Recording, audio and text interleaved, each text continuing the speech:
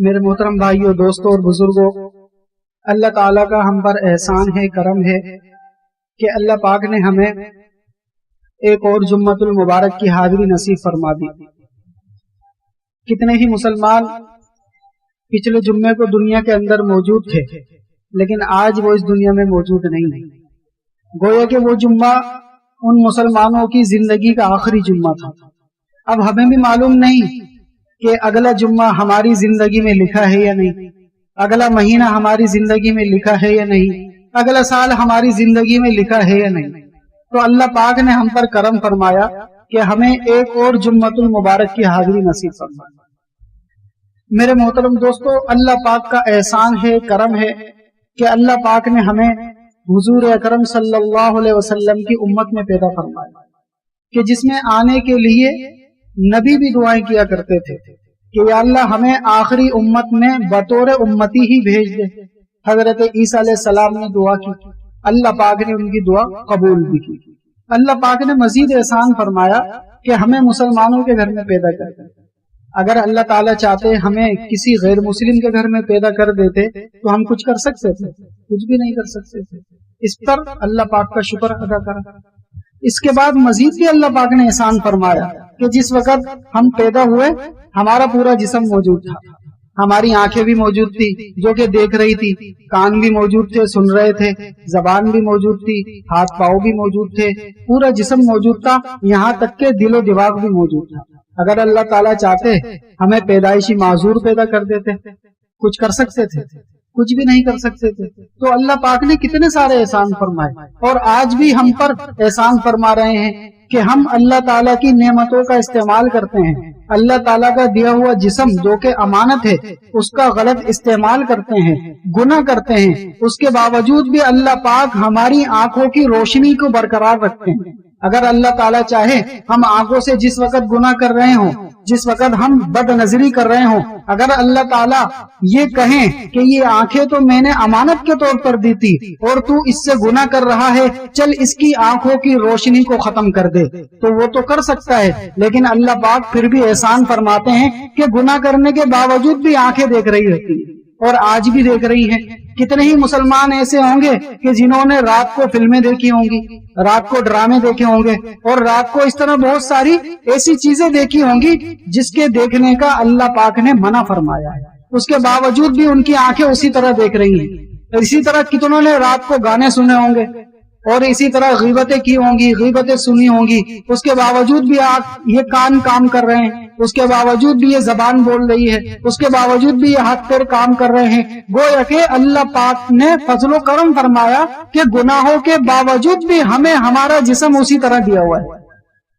تو اللہ پاک کا اس پر بھی شکر ادا کریں کہ اللہ پاک نے ہمارے گناہوں کی وجہ سے ہماری گرفت نہیں کی، اور ہمیں پکڑا نہیں، اور ہماری چیزوں کو زائل نہیں کیا۔ تو اس پر اللہ کا شکر ادا کریں۔ اللہ کا شکر ادا کرنا کیا ہے کہ جو زندگی گزر گئی اس پر توبہ کریں کہ یا اللہ ہم نے نافرمانی میں زندگی گزاری، اس پر توبہ کرتے ہیں، اور آئندہ اس جسم کو آپ کی نافرمانی میں نہیں گزاریں گے، آپ کی اطاعت میں گزاریں گے۔ تو میرے محترم بھائیوں، دوستوں، بزرگوں، انسان کے اندر شر کی دو قسمیں ہیں۔ انسان کے اندر شر کی دو قسمیں ہیں، یعنی گناہ کرنے کے دو طریقے ہیں۔ پہلا طریقہ، انسان کے اپنے اندر ایک نفس ہے، انسان کے اپنے اندر ایک نفس ہے، وہ نفس اس کو ابھارتا ہے تاکہ وہ گناہ کرے۔ گویا کہ اس کا ایک دشمن اس کا اپنا نفس بھی ہے، اس کو کہتا ہے کہ گندی فلمیں دیکھو، اس کو کہتا ہے بد نظری کرو، اس کو کہتا ہے کہ گانے سنو، اس کو کہتا ہے کہ فلاں غلط کام کرو۔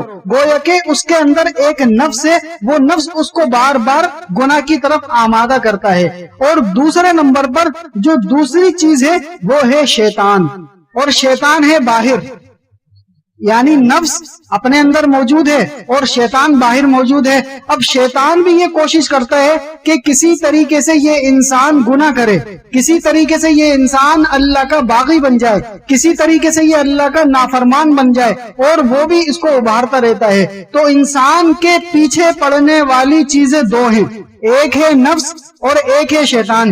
یہ دونوں ہی انسان کو بھٹکانے میں لگے رہتے ہیں، یہ دونوں ہی انسان کو ورغلانے میں میں لگے رہتے ہیں، یہ دونوں ہی انسان کو اللہ سے دور کروانے میں لگے رہتے ہیں، سوائے انبیاء علیہم الصلوۃ والسلام کے، سوائے تمام نبیوں کے، کہ ہر نبی گناہ سے پاک، ہر نبی گناہ سے پاک، چونکہ تمام نبیوں کو اللہ پاک نے پیدا کرنے کے بعد ان کو گناہوں سے پاک رکھا، گویا کہ ان کی نفسانی خواہشات بالکل بھی نہیں تھی، گویا کہ ان کا جو نفس تھا اس پر نبیوں کا کنٹرول تھا، وہ نفس ان کو بہکا نہیں سکتے تھے، وہ نفس ان کو ورغلا نہیں سکتے تھے، اسی طرح شیطان اس کو بھی اتنی ہمت نہیں تھی کہ وہ نبیوں کو ورغلا سکے۔ سوائے نبیوں کے جتنے بھی دنیا کے اندر انسان ہے اور جتنے بھی دنیا میں انسان آئیں گے وہ دونوں ہی ان دونوں کے شکار رہتے ہیں، گویا کہ نفس بھی اس کو ورغلاتا رہتا ہے اور اسی طرح شیطان بھی ان کے پیچھے لگا رہتا ہے۔ اب ان دونوں سے حفاظت کے لیے اللہ پاک جگہ جگہ استغفار کا کہتے ہیں، جگہ جگہ استغفار کا کہتے ہیں۔ نفس نے مائل کیا، گناہ کر لیا، استغفار کرو، شیطان نے دھوکہ دیا، گناہ کر لیا، استغفار کرو۔ تو یہ استغفار کرنا اللہ کے قرب کا ذریعہ ہے، یہ استغفار کرنا اللہ پاک کی رحمت کو متوجہ کرنے کا ایک ذریعہ ہے، یہ استغفار کرنا عمر میں برکت کا ایک ذریعہ ہے، یہ استغفار کرنا روزی میں برکت کا ایک ذریعہ ہے، یہ استغفار کرنا چہرے پر نورانیت لانے کا ایک ذریعہ ہے۔ اور استغفار کیا ہے؟ استغفر اللہ، استغفر اللہ، استغفر اللہ کہنا یہ استغفار ہے۔ یا اللہ میں معافی مانگتا ہوں، یا اللہ میں اپنے گناہ پر شرمندہ ہوں، میں معافی مانگتا ہوں۔ ایک تابعی تھے ابو بکر بن عبداللہ، ابو بکر بن عبداللہ، یہ اپنے وقت کے بہت مشہور تابعی تھے، بہت مشہور اللہ والے تھے۔ ایک مرتبہ ایک سفر پر جا رہے تھے کہ ان سے آگے ایک لکڑہارا جا رہا تھا، اور لکڑہارا جیسے ہی گزرتا دو کلمات کہتا، ایک کہتا استغفر اللہ، استغفر اللہ، تھوڑا سا آگے چلتا الحمدللہ، الحمدللہ۔ تو اس تابعی ابو بکر بن عبداللہ نے اس لکڑہارے کو روکا اور پوچھا کہ اے بھائی جان، آپ مجھے یہ بتائیں، آپ کو میں کب سے نوٹ کر رہا ہوں، آپ کو میں کب سے دیکھ رہا ہوں، آپ کبھی کہتے ہو استغفر اللہ، کبھی کہتے ہو الحمدللہ، یہ کیا معاملہ ہے؟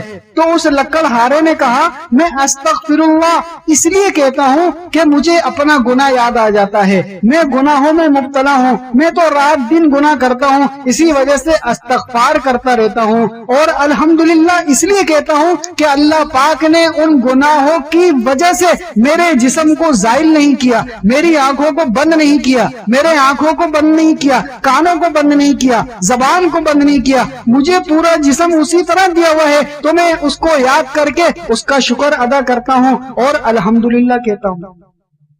تو استغفار اس لیے کہتا ہوں مجھے میرے گناہ یاد آ جاتے ہیں، اور الحمدللہ اس لیے کہتا ہوں تاکہ میں اللہ کا شکر گزار بندہ بنوں۔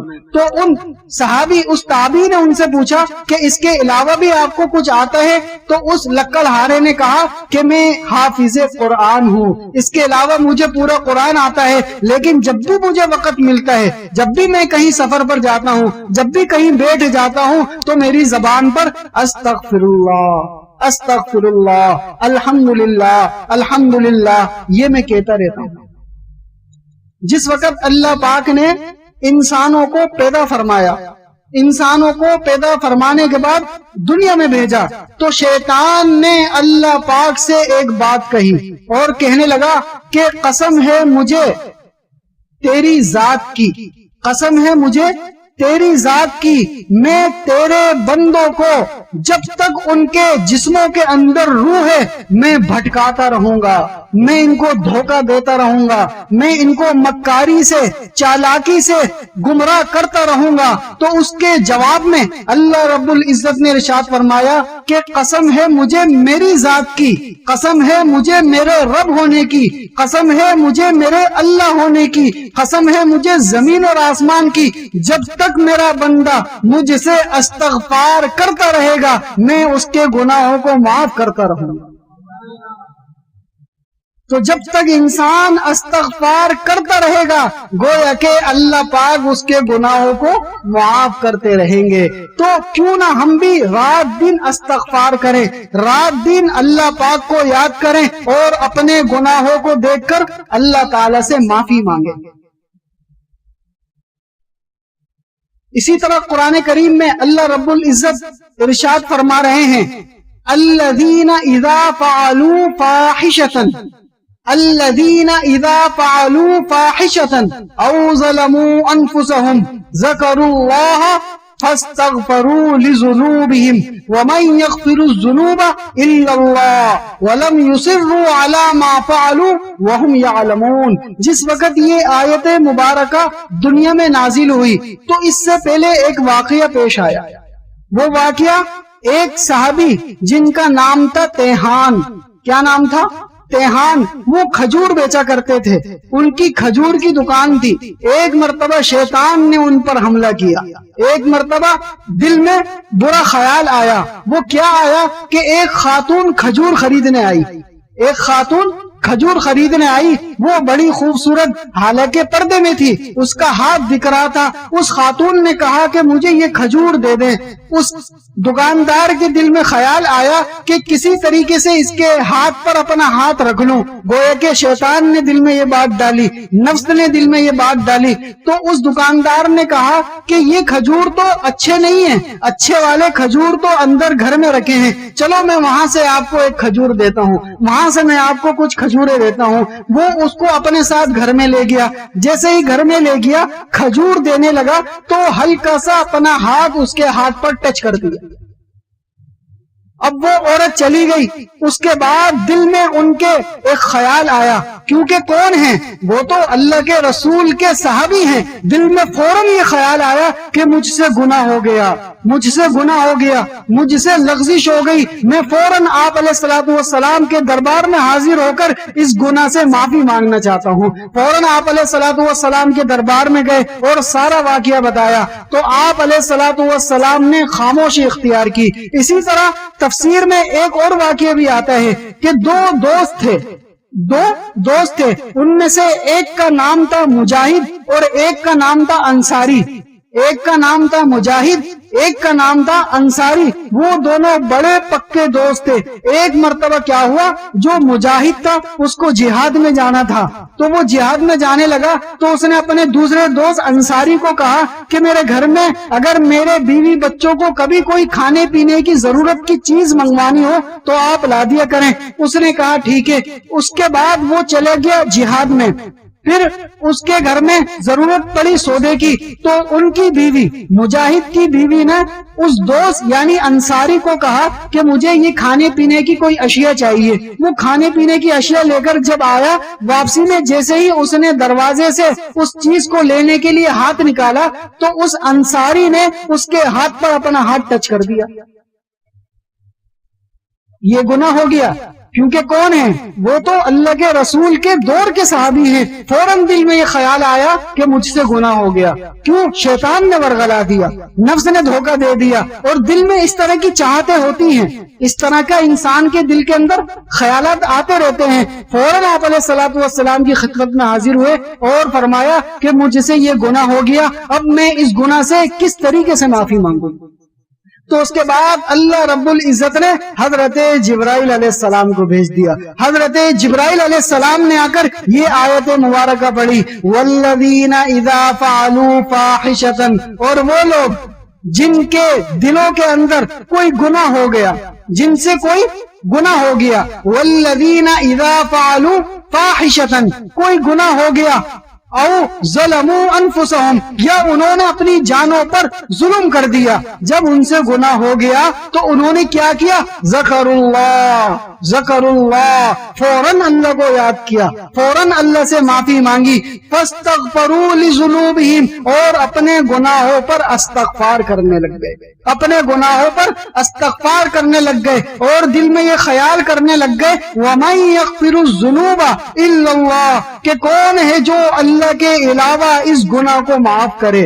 کوئی نہیں ہے. وَلَمْ يُصِرُّوا عَلَى مَا فَعَلُوا وَهُمْ يَعْلَمُونَ. اور آگے فرماتے ہیں کہ اس کے بعد ایسا انہوں نے اپنے اس گناہ سے توبہ کی کہ کبھی اس گناہ کی طرف سوچا بھی نہیں. تو اللہ پاک ارشاد فرما رہے ہیں کہ ہم نے ان کے اس گناہ کو معاف کر دیا اور گناہ کو نیکی میں بدل دی.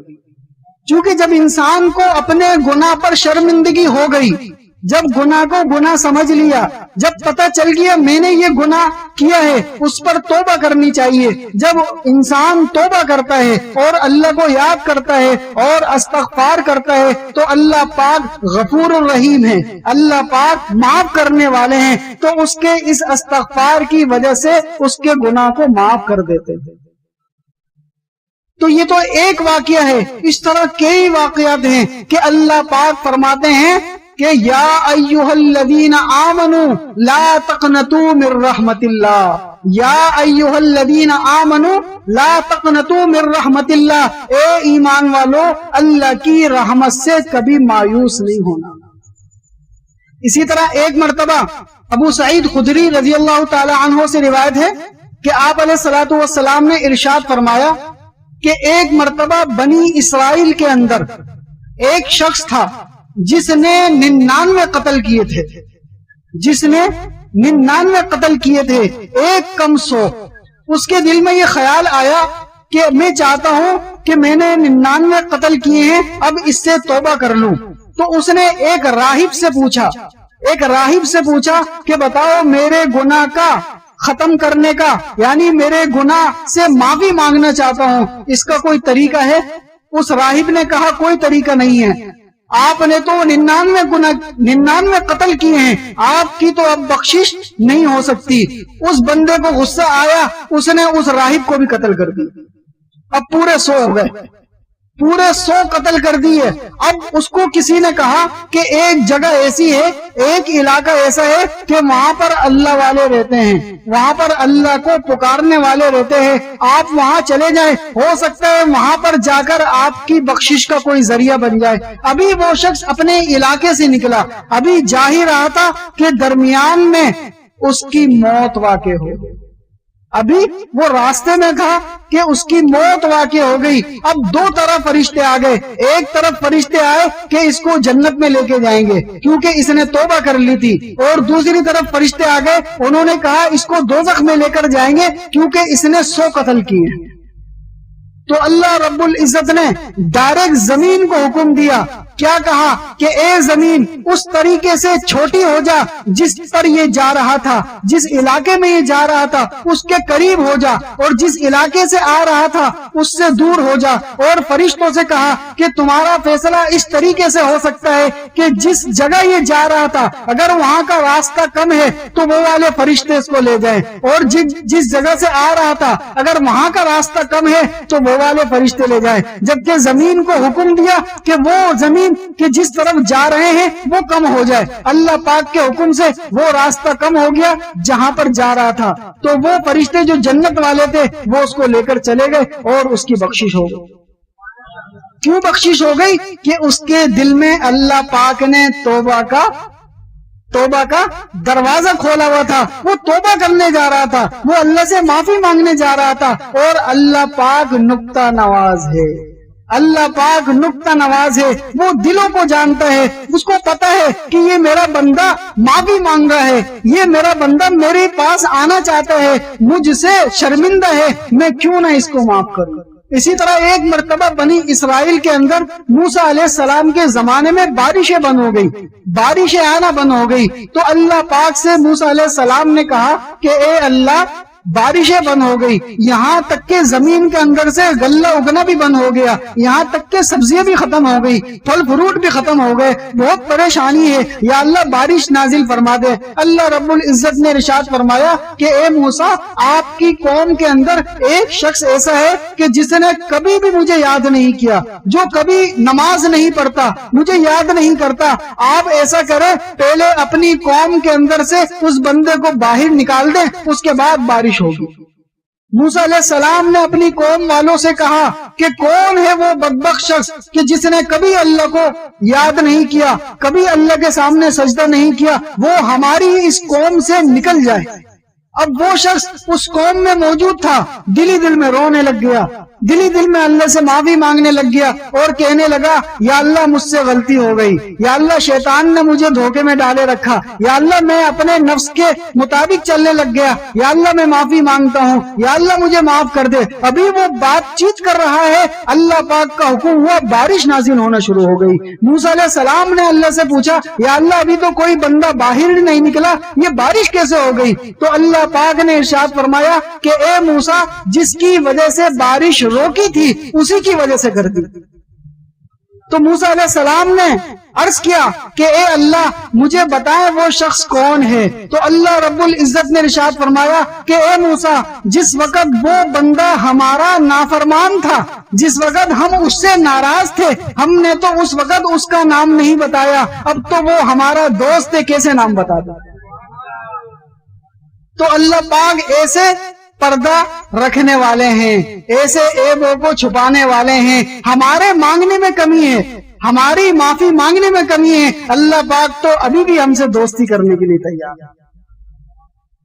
تو اللہ پاک سے دوستی رکھنا یہی تو انسان کا اصل مقصد ہے۔ اللہ پاک سے دوستی کیا؟ گناہ کو چھوڑنا، گناہوں کو چھوڑنا اور اللہ پاک کی خوب عبادت کرنا، یہی تو اللہ سے دوستی ہے۔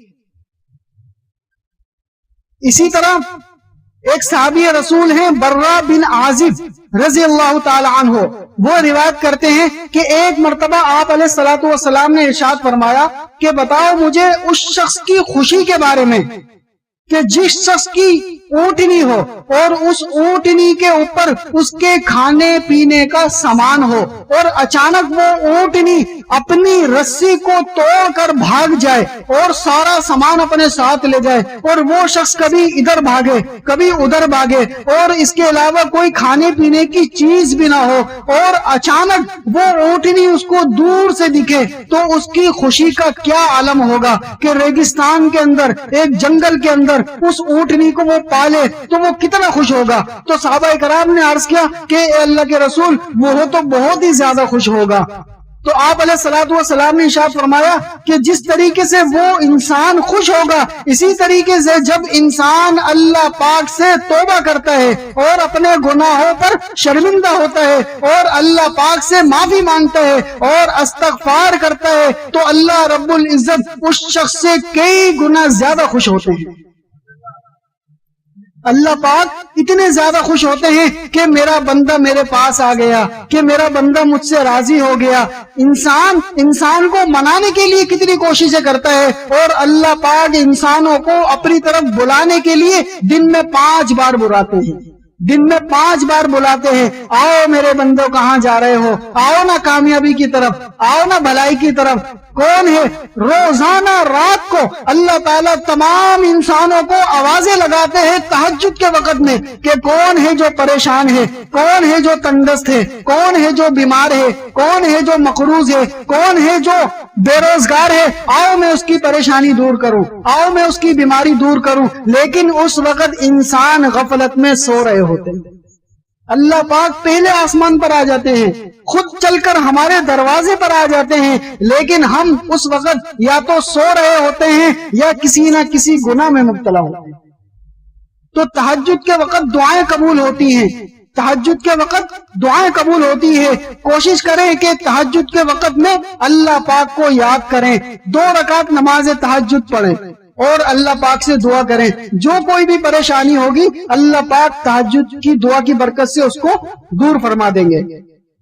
اسی طرح ایک مرتبہ حضرت ابو ہریرہ رضی اللہ تعالی عنہ روایت کرتے ہیں کہ آپ علیہ الصلوۃ والسلام نے ارشاد فرمایا کہ جب کوئی مومن بندہ گناہ کرتا ہے، جب کوئی مومن بندہ گناہ کرتا ہے تو اس کے دل پر ایک سیاہ کالا دھبا پڑ جاتا ہے، اس کے بعد وہ مزید گناہ کرتا ہے تو وہ دھبا بڑھ جاتا ہے، پھر گناہ کرتا ہے وہ بڑھ جاتا ہے، یہاں تک کہ بڑھتے بڑھتے اس کا پورا دل کالا ہو جاتا ہے۔ پھر اس کو کوئی دین کی بات سمجھ نہیں آتی، اس کو قرآن حدیث کی بات سمجھ نہیں آتی، اور اس کا دل بالکل کالا ہو جاتا ہے، جس کے بارے میں اللہ پاک ارشاد فرماتے ہیں کلا بل رانا علی قلوبہم ما کانوا یکسبون۔ یہ رانا دل کے دھبے کو بولتے ہیں کہ دل کالا ہو چکا ہے، تو اب ان کے گناہوں کی وجہ سے اب دل کالا ہو چکا ہے اور ان کو اللہ اور اس کے رسول کی بات سمجھ میں نہیں آتی۔ اسی طرح ایک مرتبہ آپ علیہ الصلوۃ والسلام نے ارشاد فرمایا ان هذه القلوب تزدو كما يزدو الحديد اذا اصابه الماء قيل يا رسول الله وما جلاؤها قال كثرة ذکر الموت وتلاوت القرآن۔ آپ علیہ الصلوۃ والسلام نے ارشاد فرمایا کہ بے شک دلوں کو بھی زنگ لگ جاتا ہے، جس طرح لوہے کو پانی لگنے سے زنگ لگ جاتا ہے اس طرح دل کو گناہ کرنے سے زنگ لگ جاتا ہے۔ قیل یا رسول اللہ وما جلاؤها، صحابہ کرام نے عرض کیا کہ اے اللہ کے رسول دل کے زنگ کے ختم کرنے کا طریقہ کیا ہے؟ تو آپ علیہ الصلوۃ والسلام نے ارشاد فرمایا کہ قرآن کریم کی تلاوت کرنا۔ قال کثرت ذکر الموت و تلاوت القرآن، کہ موت کو یاد رکھنا اور قرآن کریم کی تلاوت کرنا۔ قرآن کریم کی تلاوت یہ انسان کے جو دل کے اندر زنگ لگ جاتا ہے اس کو دور کر دیتی ہے۔ تو میرے عزیزو، آج ہمارا ہر کسی کا دل کالا ہے، گناہوں کی وجہ سے ہمارے دل کالے ہو چکے ہیں، تو اس دل کو اگر صاف کرنا ہے تو استغفار کرنا پڑے گا۔ استغفر اللہ استغفر اللہ، استغفار کی کثرت یہ دل کو صاف کر دیتی ہے۔ اسی طرح عبداللہ ابن عمر رضی اللہ تعالی عنہ ارشاد فرماتے ہیں کہ آپ علیہ الصلوۃ والسلام نے ارشاد فرمایا کہ جو شخص مغرب کے بعد سے لے کر فجر تک اللہ کو یاد کرتا ہے اور استغفار کرتا ہے تو یقیناً اس کے اس استغفار کی وجہ سے اس کی تمام دعا قبول ہو جاتی ہے۔ جتنی بھی راتوں کو وہ دعا کرے گا وہ ساری دعائیں اس کی قبول ہو جاتی ہے۔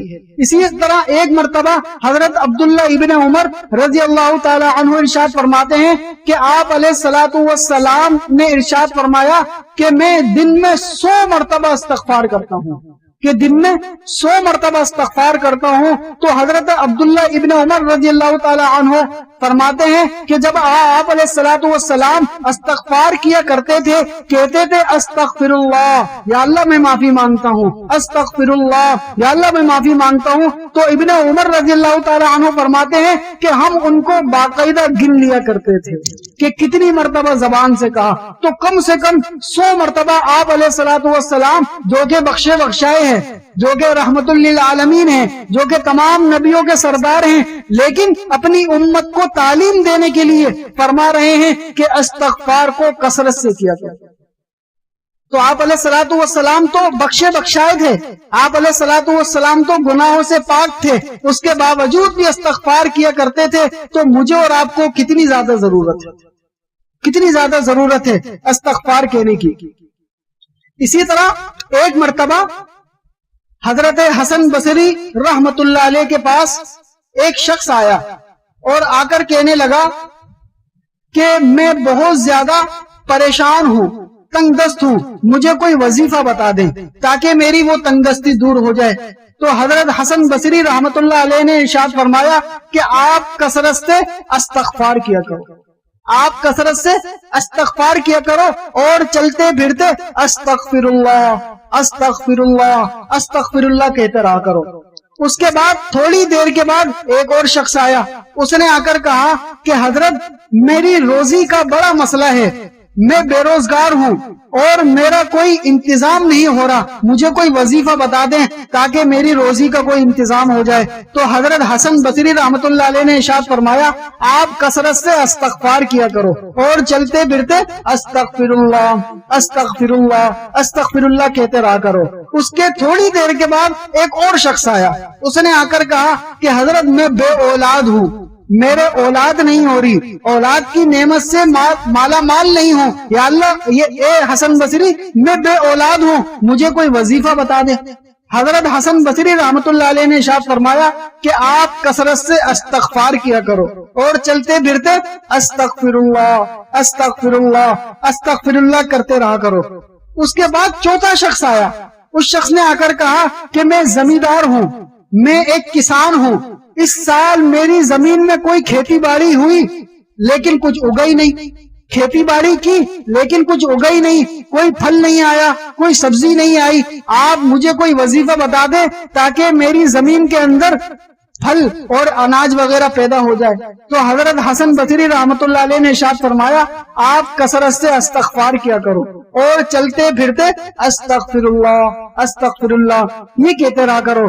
تو ساتھ ہی میں ان کا ایک مرید بیٹھا ہوا تھا، ان کا ایک مقتدی بیٹھا ہوا تھا، اس کے دل میں اشکال پیدا ہوا، اس نے کہا کہ حضرت ایک بات پوچھنی ہے، جو کوئی بھی آ رہا ہے، ابھی 4 شخص آئے اور چاروں کے مسئلے الگ الگ تھے، چاروں کے مسئلے الگ الگ تھے، لیکن آپ نے چاروں کو ایک ہی وظیفہ دیا اور کہا کہ استغفار کرو، استغفر اللہ، اس کی کیا وجہ ہے؟ تو حضرت حسن بصری رحمت اللہ علیہ نے ارشاد فرمایا اور قرآن کریم کی یہ آیت تلاوت کی۔ اللہ پاک قرآن کریم میں ارشاد فرما رہے ہیں فَقُلْتُ اسْتَغْفِرُوا رَبَّكُمْ فَقُلْتُ اسْتَغْفِرُوا رَبَّكُمْ إِنَّهُ كَانَ غَفَّارًا يُرْسِلِ السَّمَاءَ عَلَيْكُمْ مِدْرَارًا وَيُمْدِدْكُمْ بِأَمْوَالٍ وَبَنِينَ وَيَجْعَلْ لَكُمْ جَنَّاتٍ وَيَجْعَلْ لَكُمْ أَنْهَارًا۔ تو اللہ پاک قرآن کریم میں خود ارشاد فرما رہے ہیں کہ جب میں نے ان سے کہا کہ استغفار کرو، تمہارا رب بڑا معاف کرنے کو پسند کرتا ہے، وہ رب جب تم استغفار کرو گے تو آسمان سے تمہارے لیے بارش برسائے گا۔ پہلا شخص آیا کہ مجھے میری زمین کے اندر کھیتی باڑی نہیں ہو رہی، بارش نہیں ہو رہی، جس کی وجہ سے زمین کے اندر پیداوار نہیں ہو رہی، تو اللہ پاک ارشاد فرما رہے السماء علیکم مدرارا، جب تم استغفار کرو گے تو بارشیں ہوں گی، جب بارشیں ہوں گی تو زمین سے خود ہی پیداوار ہوگی۔ اسی طرح دوسرا شخص آیا کہ میں بے اولاد ہوں، اس کے لیے آگے اللہ پاک نے ارشاد فرمایا وَيُمْدِدْكُمْ بِأَمْوَالٍ وَبَنِينَ وَيُمْدِدْكُمْ بِأَمْوَالٍ وَبَنِينَ، جب تم استغفار کرو گے تو اللہ پاک اس استغفار کی برکت سے تمہاری مال میں بھی اضافہ کرے گا، وَيُمْدِدْكُمْ بِأَمْوَالٍ، تمہارے مال میں بھی اضافہ کرے گا، وَبَنِينَ، اور اولاد میں بھی اضافہ کرے گا۔ اور اسی طرح تمہیں کیا دے گا؟ تمہیں جنت میں نہریں دے گا، تمہیں جنت والی سکون والی زندگی دے گا۔ تو قرآن کریم میں تو خود اللہ پاک ارشاد فرما رہے ہیں۔ تو حضرت حسن بصری رحمت اللہ علیہ نے کہا کہ میں نے اس آیت کو دیکھ کر چاروں کو ایک ہی وظیفہ بتایا کہ استغفار کرو، استغفار کرو گے تو تم سب کے سارے مسئلے حل ہو جائیں گے۔ تو میرے عزیزو، آج میں اور آپ اور دنیا کا ہر شخص، ہر مسلمان آج پریشان ہے مالی اعتبار سے، ہر شخص مالی اعتبار سے پریشان ہے۔ اگر کوئی اپنے مالی اعتبار سے پریشانی کو دور کرنا چاہتا ہے تو استغفار کرے۔ آپ ہر کوئی روزی کے اعتبار سے پریشان ہے، روزی ہے لیکن برکت نہیں ہے، کام نہیں ہے، کام ہے تو پیسوں میں برکت نہیں ہے، اس کو چاہیے کہ استغفار کرے۔ اگر کوئی بے اولاد ہے اس کو چاہیے کہ استغفار کرے۔ اسی طرح کوئی بھی مسئلہ ہے، استغفار جو کرے گا اس کا وہ مسئلہ دور ہو جائے گا۔ اسی طرح جب انسان گناہ کر لیتا ہے، گناہ کرنے کے بعد اس گناہ کو ختم کرنے کے لیے توبہ کرنی پڑتی ہے، اور توبہ کرنے کی 3 شرائط ہیں۔ توبہ کرنے کی 3 شرائط ہیں۔ پہلی شرط یہ ہے کہ وہ گناہ فوراً چھوڑ دے، وہ گناہ فوراً چھوڑ دے۔ مثال کے طور پر اگر کسی کو عادت ہے زبان پر بار بار گالی بکنے کی، ایک انسان ہے بے تکلفی میں گالی نکل جاتی ہے، اس کو چاہیے کہ فوراً اس گالی سے پرہیز کرے، ایک بات۔ دوسری بات، اس گالی کو یاد کر کے استغفار کرے کہ میں اپنی اس زبان سے گالی بکا کرتا تھا، اس پر میں اللہ سے معافی مانگتا ہوں۔ اور تیسری بات، اب دوبارہ گالی نہ بکنے کا پکا ارادہ کرے۔ اسی طرح ایک شخص بد نظری میں مبتلا ہے، راتوں کو دن کو جب بھی اس کو وقت ملتا ہے وہ رات کو دن کو گناہ کرتا ہے، موبائل کے اندر یہ ویسے ہی بد نظری کرتا ہے، تو وہ توبہ کرے۔ اس کے لیے بھی یہی 3 شرطیں ہیں۔ سب سے پہلے اس گناہ کو فوراً چھوڑ دے، اس گناہ کو فوراً چھوڑ دے، اس کے بعد اس گناہ کو یاد کر کے اللہ سے معافی مانگے، اور تیسری بات دوبارہ نہ کرنے کا پکا ارادہ کرے. تو آج میں اور آپ تقریباً مختلف قسموں کے گناہوں میں مبتلا ہیں.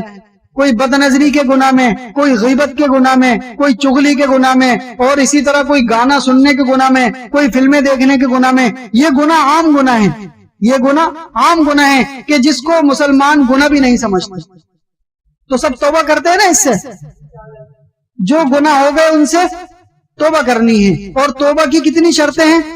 3 شرطیں ہیں. ان 3 شرطوں کو مد نظر رکھ کر توبہ کرنی ہے، کیونکہ پتہ نہیں کون سا دن ہماری زندگی کا آخری دن ہو جائے، پتہ نہیں کون سی رات ہماری زندگی کی آخری رات ہو جائے، پتہ نہیں کون سی صبح ہماری زندگی کی آخری صبح ہو جائے، پتہ نہیں کون سی شام ہماری زندگی کی آخری شام ہو جائے. تو اس کے آنے سے پہلے، اس دن کے آنے سے پہلے توبہ کرنی ہے. تو آج اس وقت تمام گناہوں سے ہم سب توبہ کریں کہ یا اللہ ہماری توبہ. اور چلتے پھرتے جب بھی موقع ملے استغفر اللہ، استغفر اللہ، استغفر اللہ، یہ پڑھیں گے نا سب.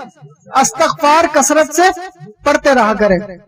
اللہ رب العزت جو کچھ کہا گیا سنا گیا اس پر عمل کرنے کی توفیق عطا فرمائے.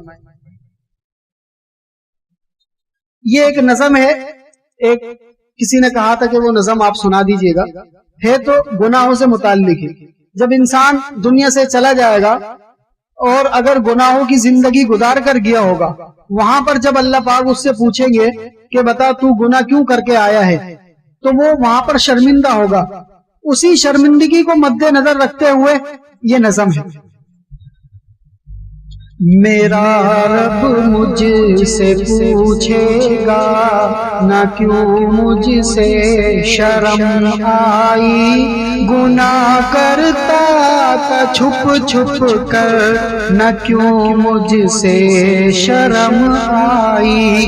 بھلا تب کیا کہوں گا میں، بھلا کیوں کر میں بچ پاؤں، تسلی دے کہ جھوٹی من کو کیسے چین میں پاؤں. میرا رب مجھ سے پوچھے گا نہ کیوں مجھ سے شرم آئی، گناہ کرتا تھا چھپ چھپ کر نہ کیوں مجھ سے شرم آئی. میں بھولا ہوں کہ ایک دن موت سب کچھ ختم کر دے گی، میں خوش فہمی میں جیتا ہوں وہ سب کچھ بھسم کر دے گی. میں بھولا ہوں کہ ایک دن موت سب کچھ ختم کر دے گی، میں خوش فہمی میں جیتا ہوں وہ سب کچھ بھسم کر دے گی. وہ دیکھو موت کی سختی مجھے لینے چلی آئی، مجھے جانا پڑے گا اب کوئی صورت نہ بن پائی.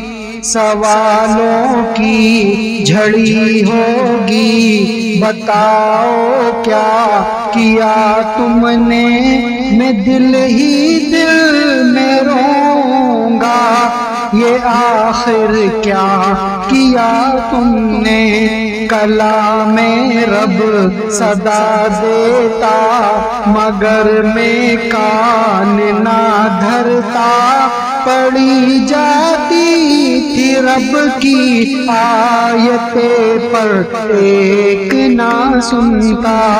میں یوم حشر کی باتیں سدا حل کی سمجھتا تھا، میں قبر و موت کی باتیں کبھی دل پر نہ لیتا تھا. میں نادم ہوں میرے رب اور تو ہی ایک سہارا ہے، تیری بخشش تیری رحمت یہی بس ایک سہارا ہے.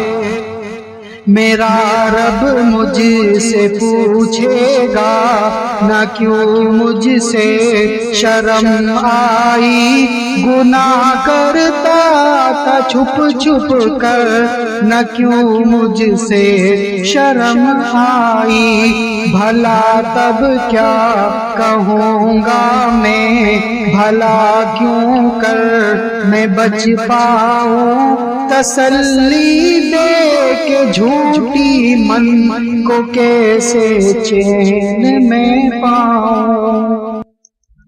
اللہ رب العزت جو کچھ کہا گیا سنا گیا، اس میں جو کمی کوتاہی رہ گئی ہو اللہ پاک اس کو اپنے فضل و کرم سے دور فرمائے، اور آنے والی جو بقیہ زندگی ہے اس کو اپنی فرما برداری میں گزارنے کی توفیق عطا فرمائے۔ وآخر دعوانا الحمد للہ رب العالمین۔